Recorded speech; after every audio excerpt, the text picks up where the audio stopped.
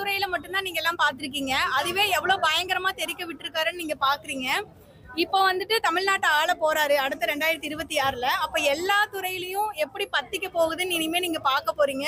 எங்களோட எல்லா சப்போர்ட்டுமே தலைவருக்கு தான் இருக்கு. கண்டிப்பா 2026 தமிழ்நாட்டை ஆள போறது எங்க தளபதி. தலைவா இப்போ பார்த்தீங்கன்னா ஜெயலட்சுமி தியேட்டர்ல தளபதியோட கடைசி படம் இது. எங்களுக்கு வந்து தளபதி அரசியலுக்கு வந்தாலும் இது எங்களுக்கு கடைசி படங்கிறது எங்களுக்கு மிக வருத்தமா இருக்குது. தளபதி நாங்கள் திரையில பார்த்து கொண்டாடிட்டு அவரை இப்போ வந்து தரையை பார்க்க போறோம். எங்க பொதுக்குழுல சொன்ன மாதிரி நாங்க திரையிலேயே அவரை விட்டதில்லை, தரையிலே விட மாட்டோம். நாங்க இந்த செலிப்ரேஷனை இதுவரைக்கும் எந்த ஒரு தலைவருக்கும் ஒரு சாங்குக்காக தியேட்டர் ஃபுல்லாகி யாரும் பார்த்ததில்லை.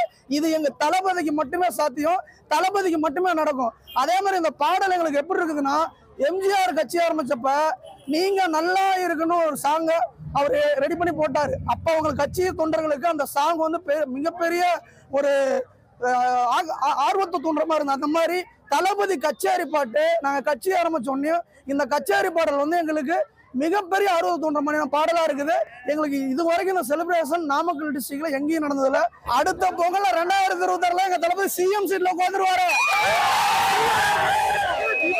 நாங்க வந்து தளபதி சிஎம் பொங்கலை கொண்டாடுவோம். நாங்க தமிழ்நாடே தீபாவளி தான். தமிழ்நாடுக்கே தீபாவளி தான்.